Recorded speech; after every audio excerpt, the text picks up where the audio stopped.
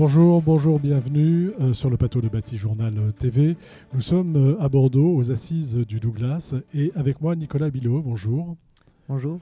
Vous faites partie du groupe Coopération Forestière et vous êtes responsable RDI. Alors vous allez nous dire tout de suite ce qu'est RDI et puis ensuite ce qu'est le groupe Coopération Forestière. RDI, c'est la recherche, développement et innovation, qu'on appelait R&D avant et que maintenant on appelle RDI. Et le groupe Coopération Forestière, c'est la coopérative des coopératives forestières. Les coopératives forestières, c'est les forestiers, les propriétaires forestiers qui se groupent pour faire des choses ensemble, vendre du bois, embaucher des gestionnaires. Ouais, et les coopératives, c'est quand les coopératives ont besoin de se grouper pour faire quelque chose. Elles passent par le groupe Coopération Forestière. Elles se groupent notamment pour faire de la RDI, aussi de la formation, de l'achat central d'achat pour tout le monde. Et voilà. Voilà, donc l'intérêt, c'est de mutualiser et puis de mutualiser les actions de RDI. Ouais. Qu'est-ce que vous mettez en place, vous ? Quel est votre vous avez lancé un programme de recherche et d'innovation. Donc, quel est-il à propos sur le Douglas, évidemment? Alors, les coopératives et leurs partenaires ont voulu lancer conjointement, donc on est 11 partenaires avec GCF, ont voulu lancer un projet de recherche sur toutes les étapes de production du Douglas, du plan à l'arbre. Le projet s'appelle Douglas du plan à l'arbre, pouvait-on mieux le nommer. Et donc il y a 5 coopératives impliquées dans ce projet-là et 5 partenaires, des centres techniques et puis industriels. Quel est l'objectif de cette recherche ? Alors l'objectif, c'est d'améliorer toutes les phases de la production d'un Douglas. D'où du plan à l'arbre. Du plan à l'arbre, comme ça a pu être fait au fil des années dans la filière pain maritime, par exemple. Donc là, depuis le sol, depuis le plan, préparation du sol, mise en sol du plan, entretien de ce plan dans les premières années pour qu'il décolle, puis amélioration de l'arbre pour qu'il produise du bois de qualité. Alors, vous travaillez sur 5 axes, on va dire. 5 axes, oui. Donc dans ces 5 axes, on va les prendre un par un. Okay. Donc on va partir du plan, ou du sol peut-être avant. Nous on les a pris dans l'ordre du plan. Alors allons-y, sur le plan, quels sont les problèmes qui se posent et où est l'innovation quand vous cherchez, qu'est-ce que vous allez chercher comme innovation à ce niveau-là ? Alors pour le plan, à chaque fois on cherche à améliorer le processus, la tâche, de façon à gagner en économie, mais aussi de façon à ce que socialement ce soit mieux accepté par les opérateurs et puis par le reste de la société, et puis qu'environnementalement ce soit plus vertueux. Et en général tout est lié, donc ça tombe bien. Et pour ce qui est de produire des plants, on axe beaucoup sur le godet. Le godet, ça permet de produire des plants plus rapidement, ça favorise la croissance du jeune plant. Ce qui n'était pas le cas avant. Eh bien, ça existe, on l'améliore.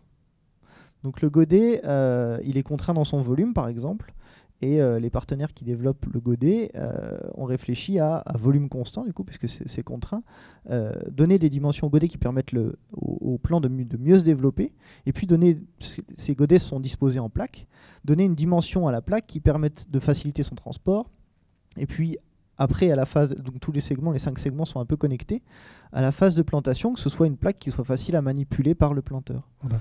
En gros, un plant de Douglas qui est dans un godet et qu'on va planter, il a quel âge ? On arrive à faire des godets en 2 ans. 1 ou 2 ans, je crois. D'accord. Ouais. Donc, et l'autre façon de faire, c'est de planter en racines nues. Et là aussi, peut-être un passage en godet avant permet d'accélérer la génération d'un plant racine nue. Voilà, donc là, on est dans l'amélioration des process en fait. Hein. C'est ça, on est dans l'innovation. L'innovation, c'est une invention qu'on adopte. Et depuis les coopératives, qui sont des opérateurs de terrain, l'idée, c'est de favoriser l'adoption. Donc s'il y a besoin d'inventer, on invente, mais on ne va pas réinventer quelque chose. Le but, c'est qu'à la fin, on ait un outil pour travailler. Voilà. Et donc du côté du plan, ça se passe avec le godet. Enfin, on réfléchit beaucoup à améliorer encore. Par le godet, on fabrique des nouveaux godets et on améliore la racine nue. On a vu le plan. Donc après, le deuxième, c'est le sol peut-être. Il faut travailler le sol. Travailler le sol pour le préparer à recevoir le plan dans les meilleures conditions. Que ce soit les conditions pour le plan, mais aussi les conditions pour le travailleur qui va avoir à planter le plan. Alors, où est-ce qu'on cherche à innover à ce Et ben dans la préparation de ce sol, donc il faut rendre la parcelle favorable, décompacter le sol quand il y a besoin, et puis dégager un petit peu l'endroit où le planteur va devoir travailler pour faciliter son travail. Et du coup, en général, ce qui se passe, c'est on dégage, enfin, ce qui a pu se passer par le passé, c'est on dégage tout pour faire propre et on passe derrière avec nos plans. Là, l'idée, c'est d'aller moins fort, moins perturber le sol en termes de tassement, mais en termes de retournement, de mélange des horizons également. Donc on va essayer d'avoir des méthodes qui travaillent légèrement le sol pour permettre, mais comme je disais, de la reprise du plan et puis le passage du planteur. Donc là, pareil, ça c'est des choses qu'on ne faisait pas. Enfin, on cherche à améliorer l'appareil des faisait, process. mais on améliore. Mais on améliore toujours. La troisième étape, on va dire, c'est la mise en terre du plan, la plantation, qui pour le moment se fait avec un opérateur qui donne un coup de pioche, met son plan et referme son trou.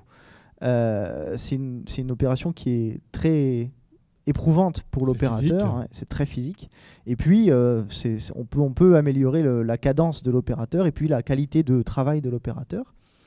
Par exemple, pour pain maritime, il existe des cannes à planter et le Douglas qui ne sont pas tout à fait adaptés au Douglas. Donc là encore, on reprend quelque chose qui existe, une idée qui existe, et on l'adapte pour que le Douglas puisse en profiter.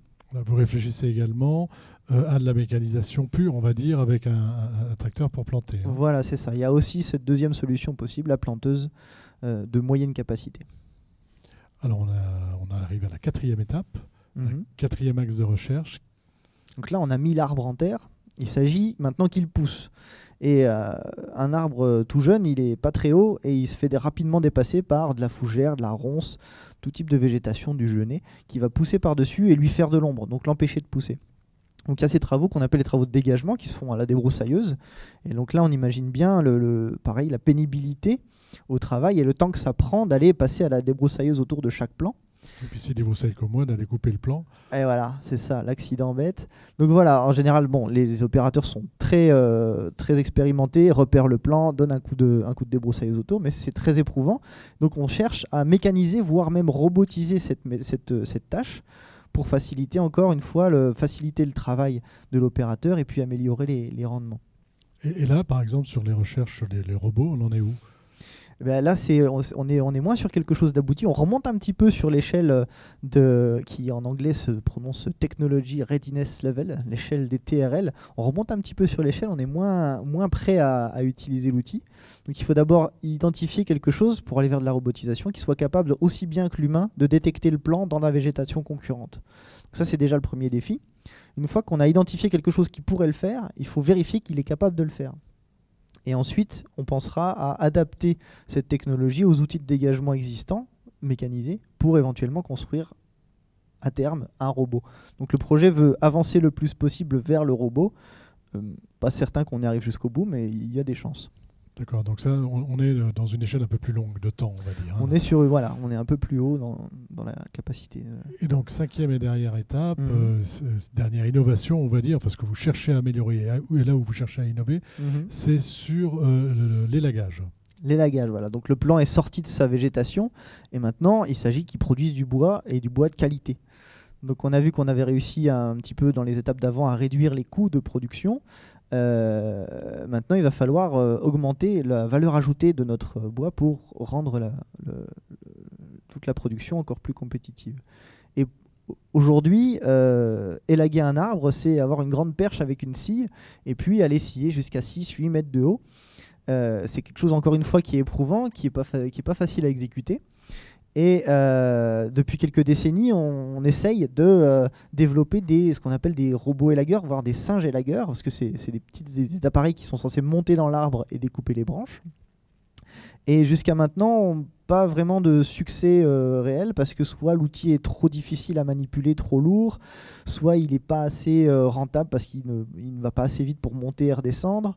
Donc il y a eu encore des contraintes technico-économiques qui font que ça n'a pas fonctionné jusqu'à maintenant. Mais compte tenu de tous les essais qu'il y a eu à faire, encore une fois, on en revient à notre processus d'innovation, on imagine ce qu'on doit faire, on définit comment on doit le faire, donc un cahier des charges, on fait un état de l'art de l'existant, et là, il y a de l'existant, il y a des choses qui existent et qui demandent à être encore développées. Et comme on est les utilisateurs finaux, les coopératives, on a l'ambition d'aller jusqu'au bout du raisonnement et d'amener cette innovation jusqu'au bout. Très concrètement, votre plan, enfin c'est 3 ans, c'est ça, hein, vous êtes sur un plan de recherche sur 3 ans. Ouais. Vous en êtes où? Alors, c'est un plan sur 3 ans qu'on a commencé en décembre 2017, le 6 décembre pour être précis. Et donc, on est à 9 mois et demi de projet. Donc, pour le moment, toutes ces étapes-là que je viens de vous dire sont à leur début. On n'a pas encore de résultats forts à vous transmettre pour le moment, mais on voit les premières avancées qui se présagent. D'accord. Une seule avancée, puis ce sera votre conclusion. Si vous avez une idée d'une avancée, de quelque chose qui avance bien. Eh ben, on a amorcé les travaux d'essais de travail du sol qui sont toujours monitorés par le FCBA qui suit pour faire une grille d'évaluation qui soit cartésienne, scientifique, quoi. Et puis également la lutte contre l'ILOB qui se faisait jusqu'à maintenant de façon chimique une fois dans la vie du peuplement. Donc c'était déjà pas grand chose comme chimie, mais aujourd'hui c'est interdit. Donc on teste des luttes physiques contre l'ILOB qui consistent à recouvrir la tige du jeune plant de quelque chose, que ce soit une cire, une colle, une peinture, pour éviter que l'ILOB puisse grignoter la tige. L'ILOB pour les néophytes? Alors l'ILOB c'est un petit insecte qui se nourrit de la partie vivante de l'arbre et en particulier des jeunes plants. Quand il mord dans un jeune plant, au bout de 4-5 morsures, il est capable d'anneler, c'est-à-dire d'empêcher de couper le plant complètement sur la base. Voilà, donc de la recherche aussi dans ce sens-là, qui avance bien. Merci beaucoup d'être venu sur le plateau de Batijournal TV, une émission donc à retrouver sur notre site internet Batijournal TV et sur le site de notre partenaire France Bois Forêt. Merci à vous d'être venu jusqu'ici. Merci.